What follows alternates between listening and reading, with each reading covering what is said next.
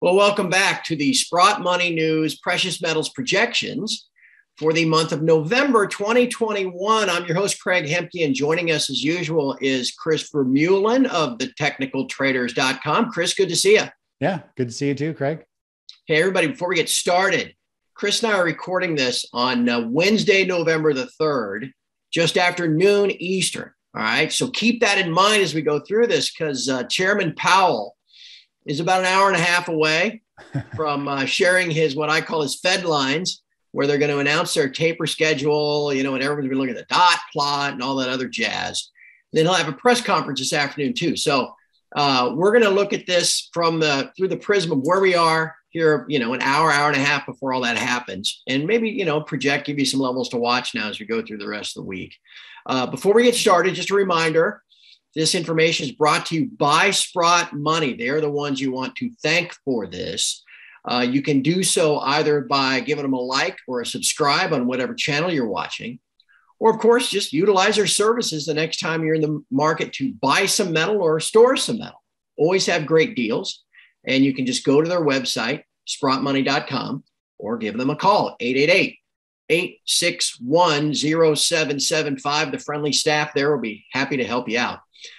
Chris, I guess from a 33,000-foot view, we've had an interesting month of October, a couple of attempts for gold to break out. The miners got above their 50-day moving average and we're looking good. And now, into this meeting, we've had a pullback. Just before we get to some of the specifics, just what's on your mind? What are you looking at?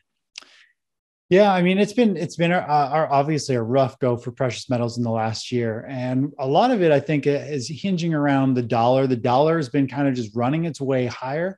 And the dollar from a weekly standpoint, which we'll look at the chart in a little bit, it's on the verge of actually having a pretty big run. It'll be interesting to see how things react with the Fed over the next couple of weeks here. But the dollar has just been working its way higher and metals have been kind of working their way lower. And we're just hoping that this 1 year long flag in the metals and miners here is going to be a bull flag. And we're going to finally see a breakout sometime soon.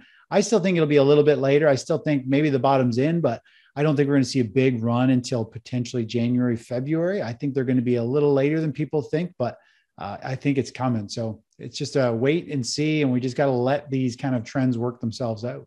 Yeah, we've waited this long, for crying out loud, man. At my site, TF Metals Report, I've been doing this, coming up on my 11-year anniversary, and so my memory is long. And gosh, I think this year has been even harder than some of the years, where we were wandering in the desert, from 14 through 18, because at least there were a few months in there where, there was hope, and things were trending higher. But yeah, man, I got to tell you, it seems like 12 months is a long time to maintain a downtrend. Doesn't it feel that way? It does. But when you look at the long-term picture, I mean, it's still a healthy size bull flag. It's starting to get a little long in the teeth. It really should start to run here soon. But I mean, 2019, the big breakout in the run, and that all gave us that taste of a new bull market in precious metals and miners. And then it quickly fizzled out, and waiting a year for that next move up does feel a little painful, a little long, but the big picture is still showing. I mean, we're still looking at $2,600 gold potentially next year, which next year's not that far away. So yeah, right. And we certainly take that, play a little catch up with real interest rates and everything else.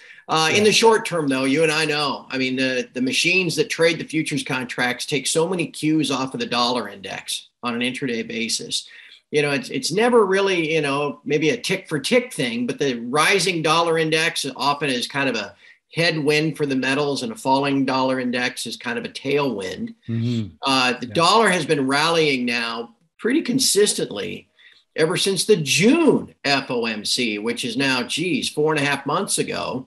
That was the meeting where the Fed began paying 5 basis points on excess reserves, and that started soaking up some of the dollar liquidity that's out there. That reverse repo facility is now up to 1.3 or 1.4 trillion dollars overnight, every night, as cash is just looking for any kind of yield at all. So anyway, the dollar's been an uptrend ever since. We need that trend, hopefully, to break to the downside to get that tailwind. But I would imagine you look at that chart, you probably got some concerns it might break to the upside. So what do you see? Yeah, well, if we pull up this is the daily chart looking back 6 months on the US dollar index. And more or less, you can see here it's channeling higher. And of course, that has been a good chunk of the headwinds for gold and silver. And it really is pretty much in the middle of this whole channel. So, at this point, it could go either way. It does feel like it's on the upswing. I feel like it actually wants to push and maybe run higher towards the end of this channel. This previous high and really around 94.66 is actually a pretty significant level on the dollar. If the dollar gets rejected up here and starts to break down, I think that's going to be the start of a major next leg up in precious metals. And to give you a better feel for it, if we look at the 2-year weekly chart of or 2-year chart of the dollar index, you can see it's really come down. We've had this previous pivot low over here.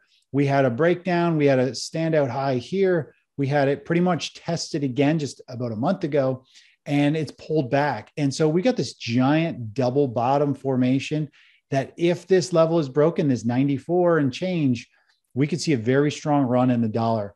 That could also mean maybe the stock market puts in a top. Maybe it sells off in a bigger way because we tend to see the stock market rally when there's fear in the market. When we saw COVID hit, we saw the US dollar explode. It was the only real asset that kind of held up. Bonds were short-lived. They had a nice move, but so we're really at this tipping point for the dollar. Is it going to break out? Is it going to roll over and break down? I think a lot of that's going to really control the direction of gold and silver and miners going forward. That low back there in February, I think, of the last year, that pivot low you talked about last year, back in 2020, right? Before, Sorry, that low. What do you got? That's about 94.65 or something like that, isn't it? Yeah, 94.66 right in there. Yeah. Okay. And if you, again, that line, it almost connects perfectly to that peak back there in late September of last year. That's about 94.65 as well. I mean, that's a perfectly horizontal line. Yeah, so, it's a pretty clear line on the chart. It's going to be a big breakout or rejection, I think. Would a daily close above that level be important, or would it be more important to get a weekly close above that level? Generally, for a big trend like this, I'd be looking more so on the weekly chart. Generally, a 1-day close. I mean, we see it all the time. You get like a 1-day wonder, right? It's a nice fake out or a shakeout. It pops up and holds nice into the close, but then the next day it gaps way higher because everyone gets excited and it just reverses and sells off for days or weeks after that.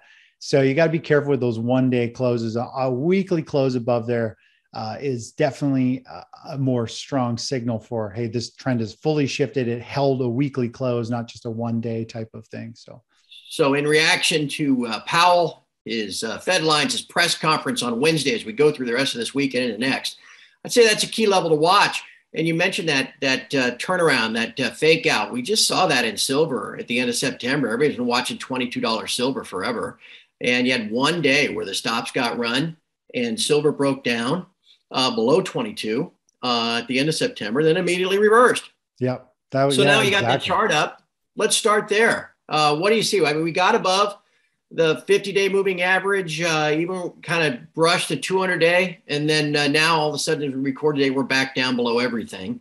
What are some levels to watch in silver this week and into the rest of the month? Yeah, well, silver looks like it. I think the precious metals market is trying to put in a bottom. I think the bottom is in. We've had a nice kind of impulse move to the upside, a nice strong rally in silver to get above all the key moving averages, which is the 50, the 20-day, the blue and the pink line. And now we're seeing it kind of just pull back a little A, B, C correction, a little 3-wave move here. Hopefully it will find some traction and push to the upside.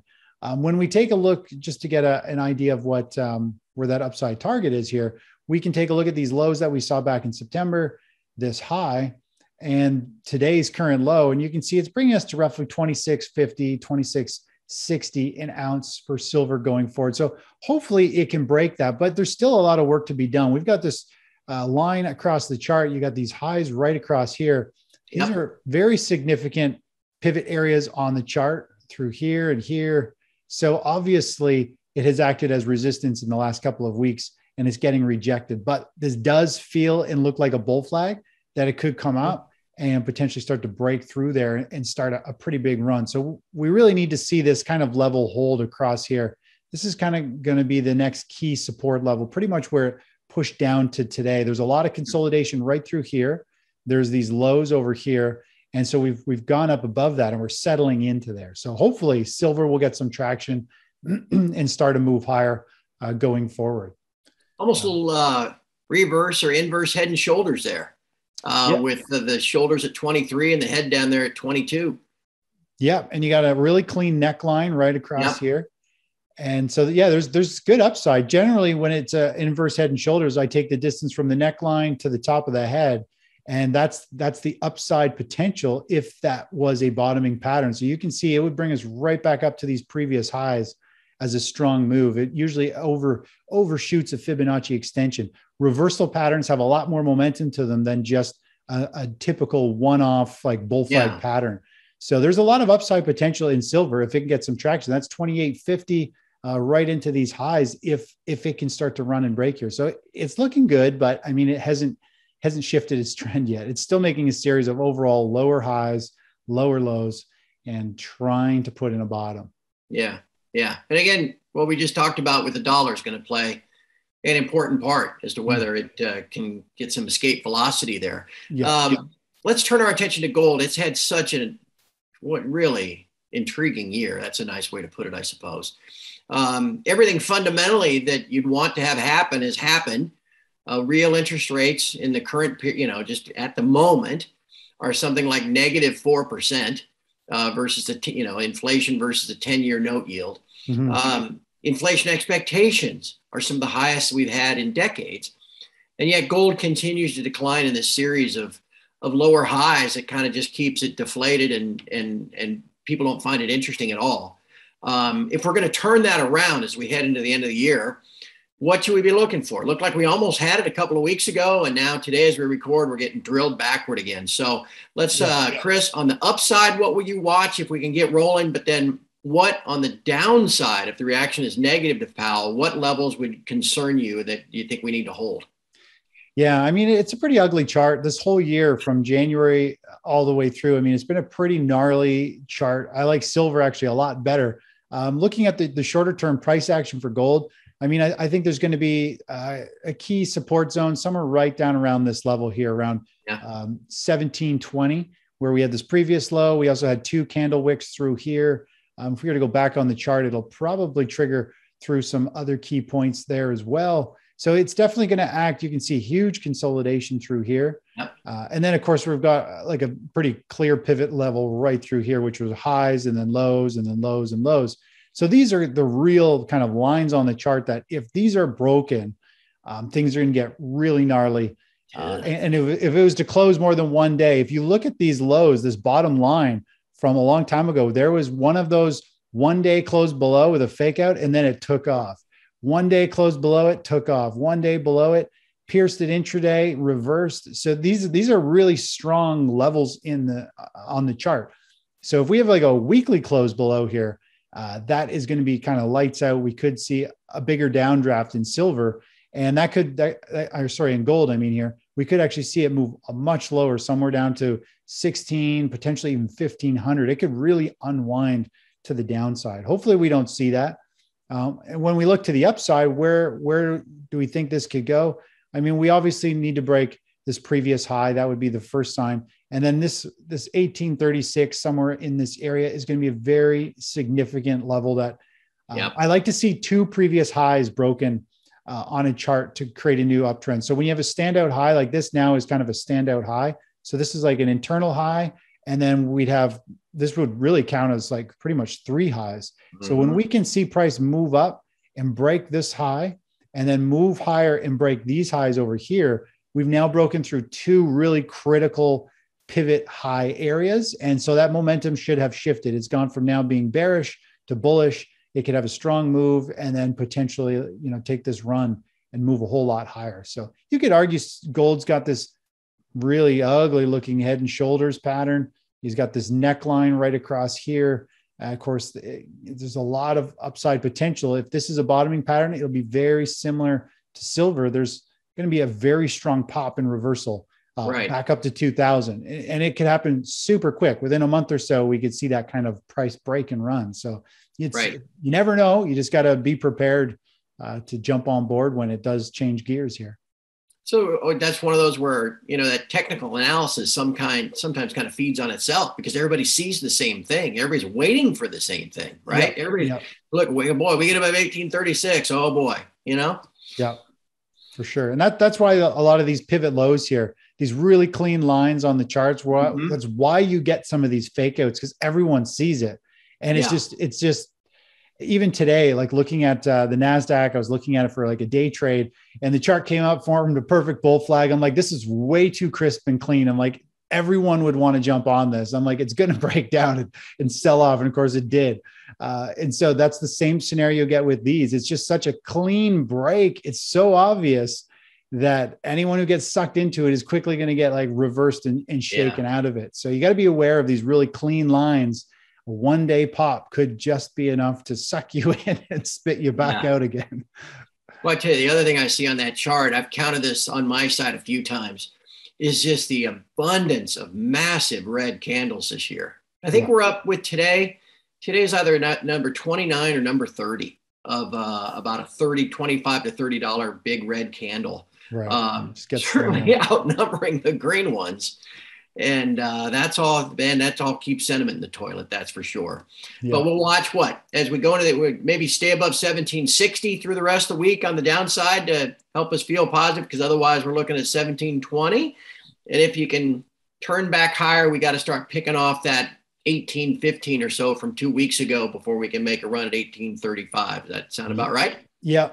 I say we'll be ping-ponging between 1750 and this 1735. Whichever way it breaks from there will probably be the start of something a little bigger and better or uglier, whichever way it breaks. But I like to look at the gold miners for a little bit of insight as to what they're doing. And when you look at the gold miners chart, obviously they've been just beaten up as well, but they have definitely had a nice rally, and they're having a really nice pullback. Today was a gap down with GDXJ, which are the juniors. And considering gold and silver are down pretty big today, we're actually seeing them claw back and they're actually positive on the day. And it's pretty interesting because when you look at the rest of the indexes, the stock market, they're pretty much negative this morning, other than the Russell 2000 and even the mid-cap stocks. And we're just starting to see money pile back into the markets there. In terms of risk on. Before I go to those charts real quick, let me just show you here with the GDXJ. I mean, we've got this really nice kind of potential reversal here that we could see sorry, I'm tongue-tied here. GDXJ. Yeah. It's been a long week. I just got data back this morning or yesterday. I lost my data on the data feed. I've been running off of just refreshing web pages, which drives me nuts. Ouch. But anyways, there's a GDXJ has got about 16% upside if this bull flag plays out. It's already had a really nice run and break to the upside. And I think there's potential here that we are starting to see shimmers of hope that the gold miner sector and small cap stocks in general and individual sectors are about to come to life. And the Russell 2000 is a really good way to see this. If we go back to look at the Russell 2000, just today, it has broken out to new highs. It has been dormant all year. All of the leading sectors of last year have been trading lower and sideways. The Russell's a good visual of what most sectors have been doing, and they're just starting to break out. And what's really cool is about a week and a half ago, we saw the mid-cap stocks break out as well. They did the same thing.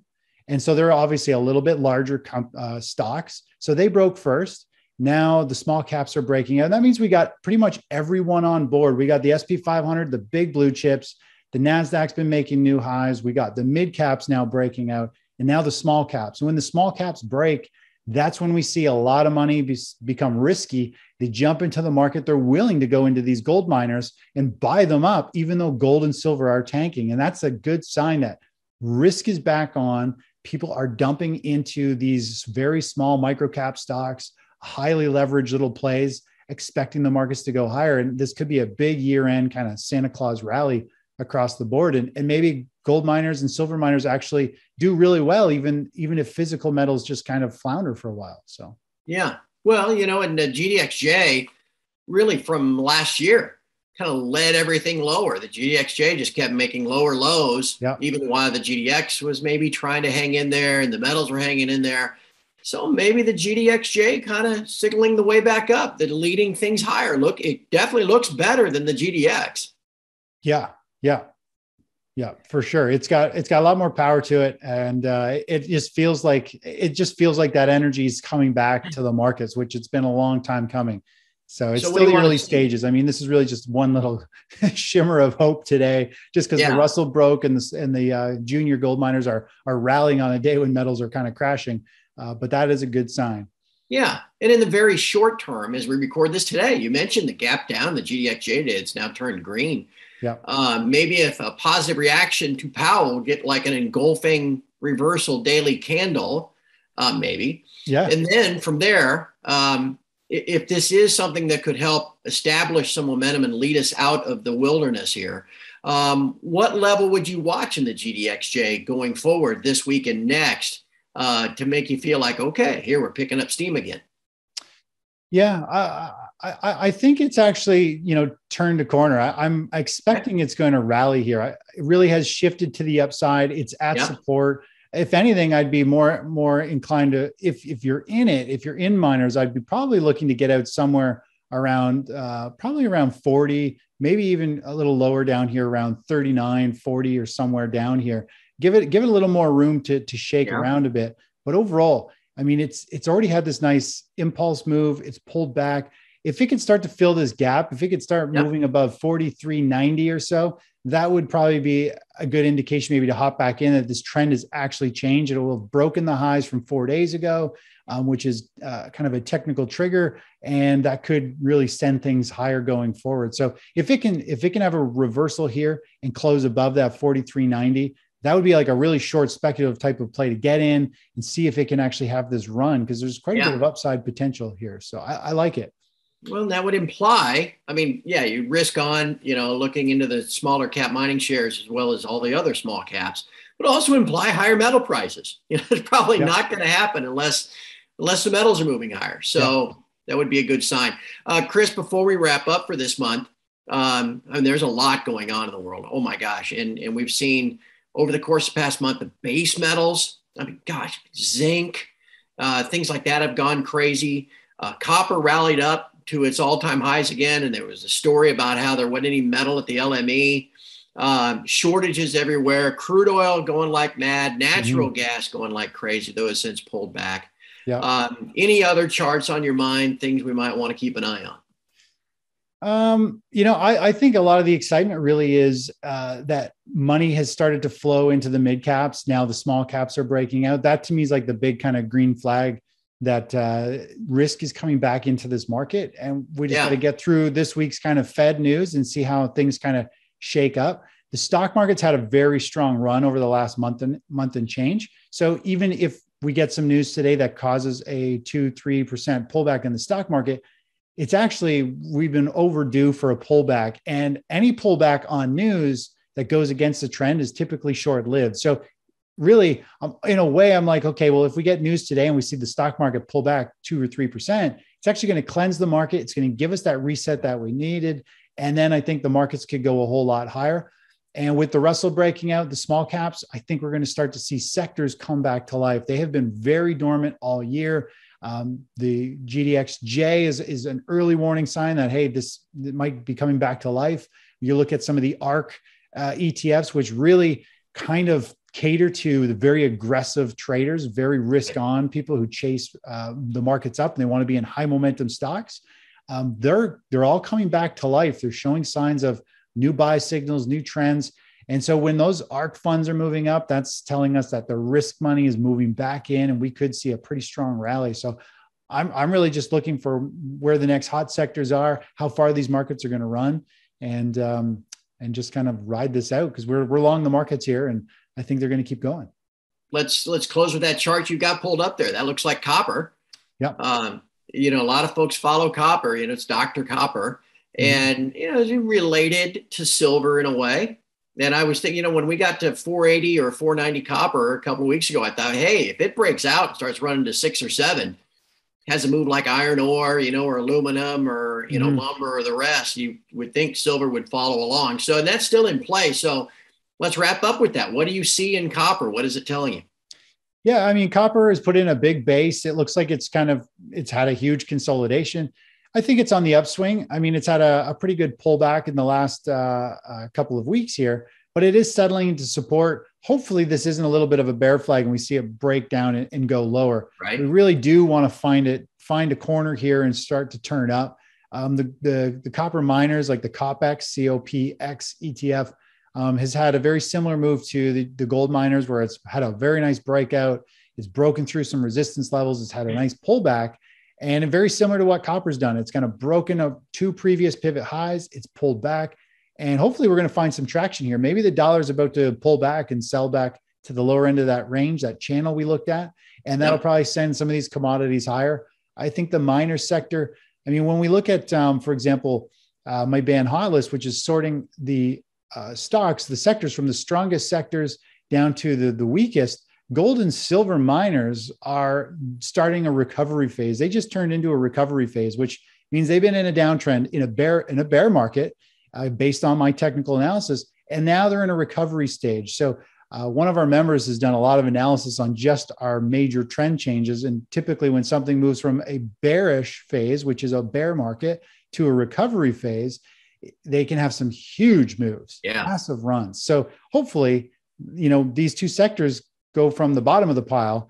and they're going to start dancing their way up this list and become shiners, by early mid next year and be leaders going, wow, look at those things go. So, what's out of favor eventually will come into favor, and they're just starting to turn a corner from a technical standpoint.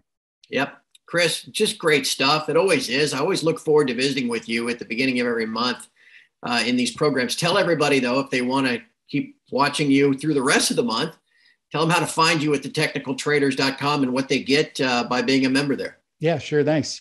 So you can follow me at thetechnicaltraders.com. And every morning I share a video, kind of like what you and I are doing, just really focused on dancing through all the key indexes, commodities, looking at the daily, weekly charts, looking at intraday analysis of what to expect today, tomorrow.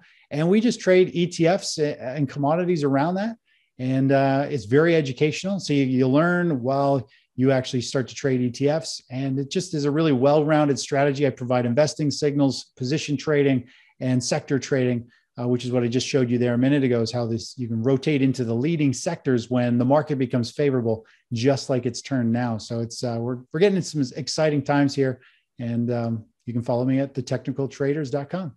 That website right over your right shoulder there in the light. Looks great.